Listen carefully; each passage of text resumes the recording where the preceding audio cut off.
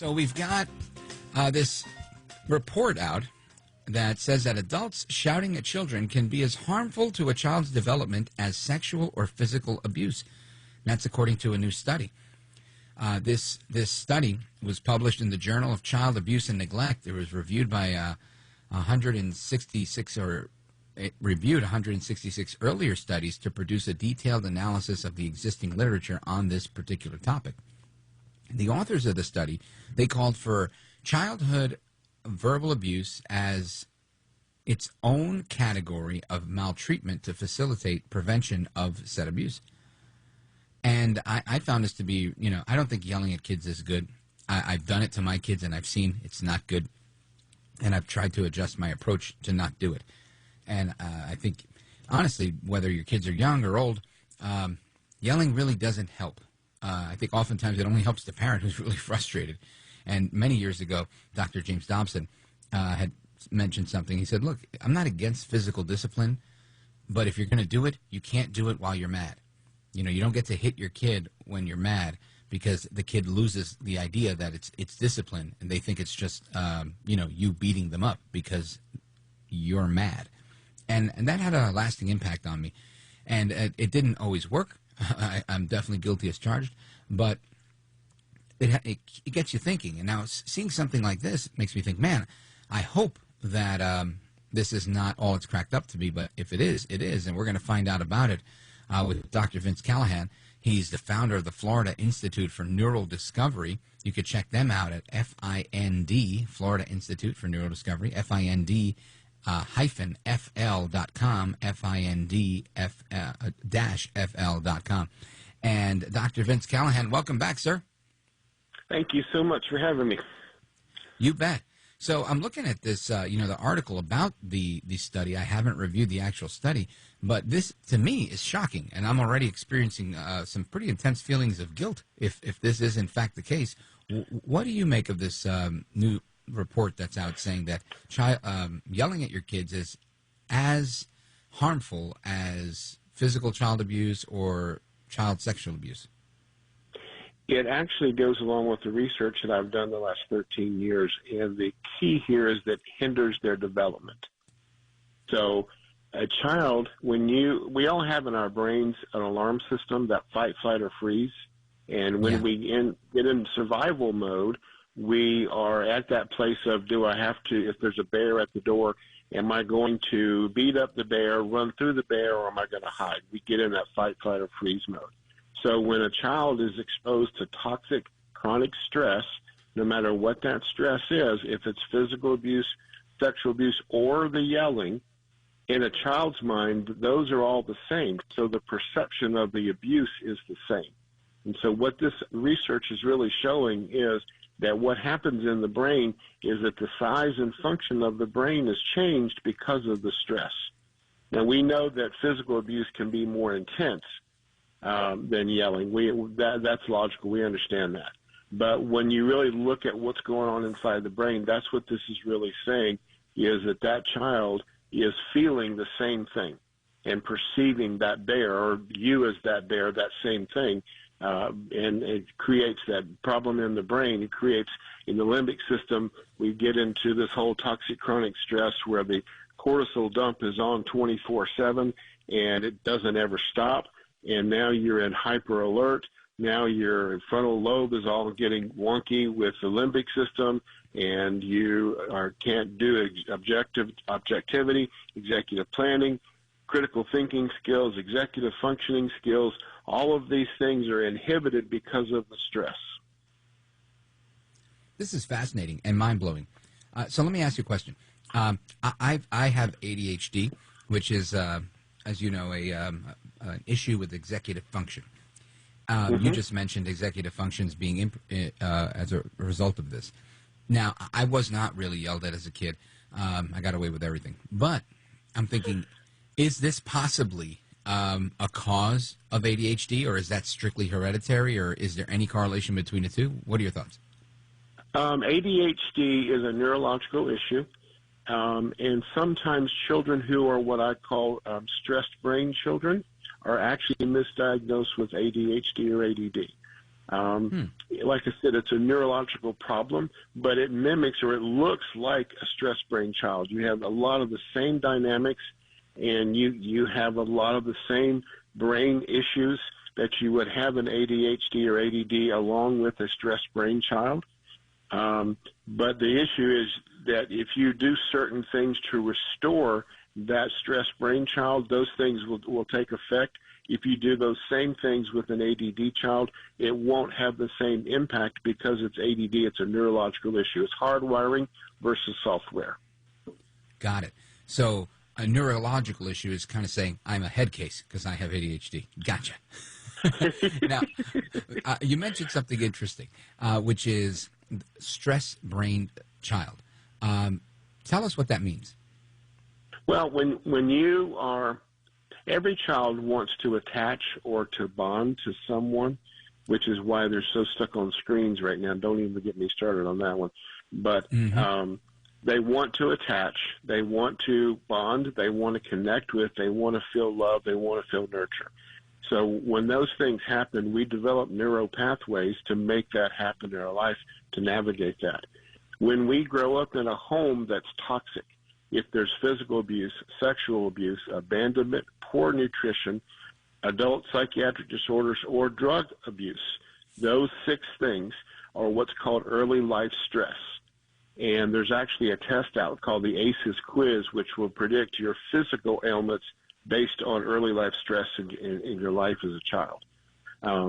But when you are exposed to that toxic stress in something that's a stressor that lasts for longer than 2 weeks at a time, can actually become toxic stress. When that happens in the developing brain, you actually begin to change the size and function of the brain. So now that student or that child begins to have problems with their executive functioning, critical thinking, objectivity, planning, which is also like ADD. It's very similar. But they also are on hyper alert. They're always dumping that stress hormone called cortisol. And when they're dumping that all the time, even breaking a pencil can be something that's a major traumatic event because they're on such hyper alert. The cortisol dump takes about 15 minutes to peak, but it takes about 3 hours to go away unless you do something to change it. That's why when you have a fight with your spouse, that first 15 minutes, that cortisol dump, that stress, that fight, flight, or freeze is kicking in, but it takes 3 hours for it to go away. That's why if you try to talk to them in that 3-hour window, they're still irritated at you. We're on with Dr. Vince Callahan. He's the founder of the Florida Institute for Neural Discovery, and we're discussing the impact of yelling at your kids. And a new study is reiterating research Dr. Callahan's done for 13 years that indicates that, yes, absolutely, if you yell at your kids, it's just as bad on the brain as sexual abuse and or physical abuse. And I think this is, again, something nobody ever told me. There should be a parenting course when they give you your kid at the hospital and say, hey, by the way, here's this, and this. Anyway, let's go to the calls real quick. Sue in Schwenksville, Pennsylvania, WXDE. She's calling in with a question for Dr. Callahan. Sue, you're on with Dr. Vince Callahan and Rich Valdez. Go right ahead. Hi, Dr. Callahan. It's a very interesting topic. Like Rich, I, too, am ADHD, or what I would call not neurotypical. But what I was thinking is, in addition to parents yelling, in my personal experience, parental indifference, I think, is just as damaging. It can, result in low self-esteem, low achieving. And, early studies of autism by Bruno Bettelheim, he was looking at parental indifference as a cause. Of course, we know different now. But in my personal experience, having a parent who never says anything positive about your achievements or a good job or recognizing anything or, constantly like putting you down, it's not yelling, but it's very damaging. Yes, so, I would agree 100% with you. It's the other side of that spectrum. I grew up in the home where dad was emotionally distant and didn't say a lot of attaboys and way to go or I love you and those kind of things. And I know the impact that it had on me growing up. So you're absolutely right, 100%, that the other side of that pendulum, if you will, is the indifferent parent. And again, we're back to the perception of the child. that bear at the door, whatever that bear looks like, if it's indifference, if it's anger, that perception of do I run, do I fight, or do I hide? That perception is what gets the brain in its wonkiness, so to speak. I'll use a clinical term there, but you're absolutely right, and it damages a child just as much. Thank you, Sue. I appreciate that, bringing that up. Now, Dr. Callahan, I just want to circle back to something you said because it was very interesting to me. When you were talking about the stress-brained child and the cortisol dump that takes 15 minutes to peak and 3 hours to kind of dissipate, when you have these situations, is there any other way to turn off cortisol that's kind of always flowing on high? I'm so glad you asked that question. Yes, that's the secret sauce here. Because if you understand, let me go back to Brain 101 for about 10 seconds. Sure. Sensory information, your five senses always gather information to feed the brain so the brain can do a response to that information. Okay? So whatever sensory input's coming in, now we're back to that perception piece of the bear, but whatever that sensory information comes in creates that cortisol or another hormone in the brain. So actually what you can do, because the stress hormone is a bully, it doesn't live at the same time in the brain that, let's say, oxytocin does, which is the bonding hormone, or dopamine, which is the feel-good hormone. Cortisol doesn't live with those two. It doesn't like those two. So in order to bring somebody out of constant stress or that toxic stress, if you do something, I know this is going to sound so simple, but it works. If you bring them into wow, you've done a great job, and it's an affirming conversation, or you bond or connect with him, you instantly stop the cortisol dump. This is what I try and teach teachers. So let's pretend that Johnny, he got up late, and he didn't comb his hair, and he didn't brush his teeth, and he didn't want breakfast, and he's grouchy, and now there's this big argument at the home, and mom or dad's trying to get it ready for school and all this kind of stuff, and now we drop Johnny off at the curb. His teacher's waiting for him. He's coming loaded for bear, so to speak, because he's got that cortisol dump because of the stress that just happened. If the teacher understands, if I can recognize Johnny's stressed brain, if I know what's going on and I can see the warning signs, as a teacher, I can do something that's either make him feel good or affirm him or connect and bond with him. And if I do that, I'm going to bring that cortisol dump down to zero in a split second. And I just changed Johnny's entire day. And what's a strategy for that? Just trying to calm them? Like, how would they approach that? Positive affirmation. I say speak something positive until they smile. I did this in a workshop one time where I asked the teachers, let me try an experiment here, and let me just start talking to a teacher, and I want to affirm you for being in my class and being in this workshop. And I did it until she smiled. It took 15 seconds.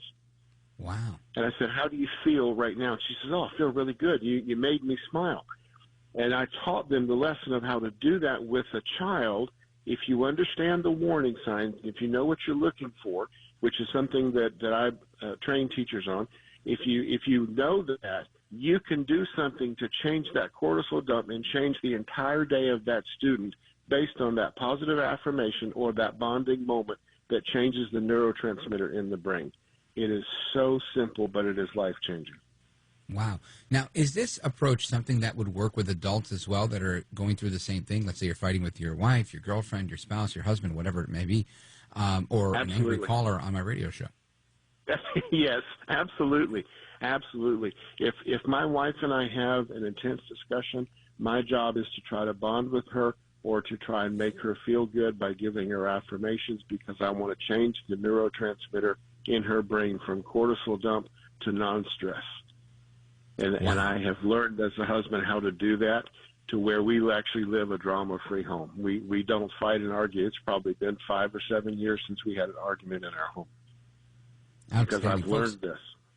We're on with Dr. Vince Callahan. He's the founder of the Florida Institute for Neural Discovery. Check out their website, find-fl.com, find-fl.com. So these strategies that you're talking about really kind of work across the board for when there's a major cortisol dump. Now, when you talked about it impacts the size of the brain, if a child goes through this, and again, maybe a child's coming from a home where there's neglect, or you adopt a child that comes from a background of neglect and or abuse, does this mean that they're permanently stunted in their brain development because of this, or is there a way around that? No, it does not mean that whatsoever. The brain operates on a use it or lose it principle. In other words, the things that you do that are repeated experience-wise create longer and stronger pathways. For instance, driving.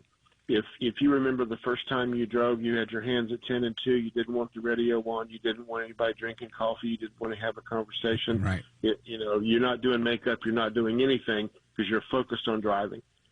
10 years, 15 years later, you get in your car, you drive with two fingers, you're on the phone, you're drinking coffee, you're having a conversation, you're doing all those things. What's the difference?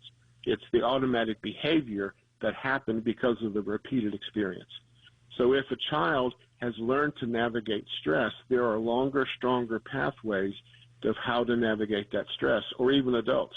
However, if you realize, okay, if I change my experiences, I can change the pathways in my brain, and if I change the pathways in my brain, I'll change my behavior. So whatever was repeated, if I stop doing that, then that longer, stronger pathway gets turned off. It's called pruning in the brain, and it turns that pathway off. So a child who's come from that environment, I have someone that I've been working with that is in their mid-50s, came from a very dysfunctional home, got into trouble with the law at age 12. We're talking physical abuse, we're talking neglect, we're talking all the bad things that could have happened. Right. And I began working with him a year ago, saying, okay, if we can turn these experiences off and we can start new pathways, you can change your behavior. I got a call last week from him. I'm in the best place in my life I've ever been in because I don't do what I used to do anymore because what you taught me worked. And it works for any age. Now, in the same way, would an approach like this work for those that, I'm guessing people that have these, you mentioned earlier about when a child is trying to attach. And I know not a lot, but I know a little bit about attachment where there's these anxious attachment, avoidant attachment, and these can lead to other problems with emotional permanence and things like that. Does this type of approach address issues like that as well, where you can resolve those types of things? Absolutely, 100%. Because, again, you're changing the experiences that have already been there, those longer, stronger pathways. You're creating new pathways by doing new behavior. Now, that may be where therapy comes in a little bit, or at least a really good workshop. And I know a guy that does good workshops, just kidding. But find-fl.com. There you go. It's ask me your questions and I'll answer them directly. If you do the contact thing, I'll personally answer your questions on my website. But yes, it works for attachment, and it works. It cures it. It absolutely will cure it. Folks, we're on with Dr. Vince Callahan. He's the founder of the Florida Institute for Neural Discovery. Their website, find-fl.com. And I'm looking at an article in Christianity Today, and the headline is, "Blessed are the rich, for they can afford to limit their kids' screen time. Too much tech is bad for children, but are we only discipling families entrusted with much?" I don't see the correlation. I'll get into this a little later, but I do want to pick Dr. Vince Callahan's brain. He's the founder of the Florida Institute for Neural Discovery. Check out their website, by the way, find-fl.com. Dr. Vince Callahan, earlier we talked about screens, and it's a hot-button issue. And this was one early on for me. There weren't screens when my kids were that young, that many screens. And I remember feeling guilty inside of myself, thinking, every time my kid acts up or becomes impatient or whatever it was when they were younger, they're 18 and 22 now, I felt like if I had a screen, or my cell phone or whatever it was, I felt guilty doing that because I thought I felt like I was cheating. Like, it's like putting your kid in front of a TV. Good luck, kid. Take care. And that was just my opinion, but I felt like it was kind of my job to entertain my kid or discipline my kid and say, hey, listen, there's times when you can screw around. This isn't one of them. You're going to have to sit there and behave. And I don't know if I took the right approach or the wrong approach, but I'm wondering, what's your take on screens?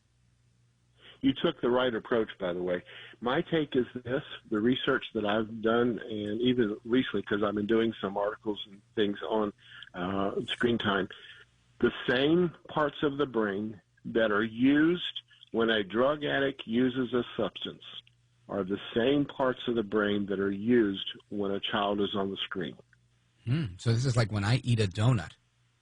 Mm-hmm. Same thing, dopamine. Dopamine push. You become addicted to that deficit that happens, and you want to seek more. Average child right now is on a screen 4 to 6 hours a day. New study just shows that the average teenager gets 230 notifications a day on their phone. That's about one every 1.1 to 1.5 seconds. They're getting that little ding, ding, ding, ding, ding, and they're scrolling through it.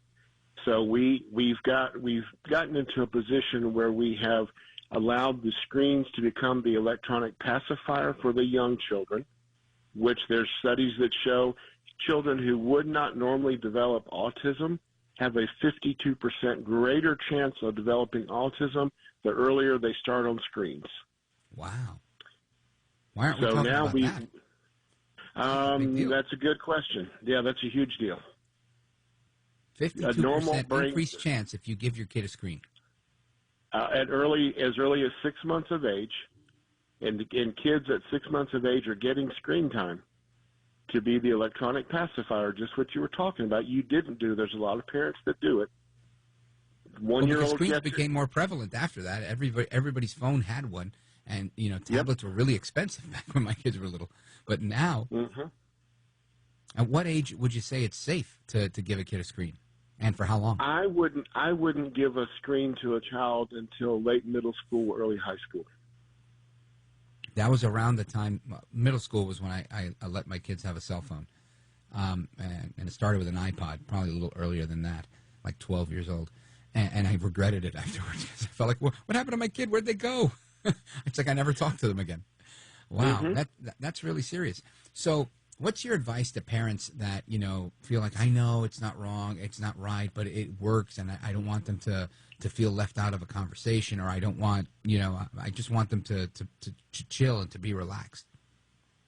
Well, actually, it doesn't create relaxation. It creates anxiety and depression. But that's a different topic. But what my advice is, and what I even tell my own patients to do, instead of trying to take the screen away cold turkey, because you're going to get a very adverse reaction when you try and do that, let's wean them off of it a little bit, and let's start with one simple thing.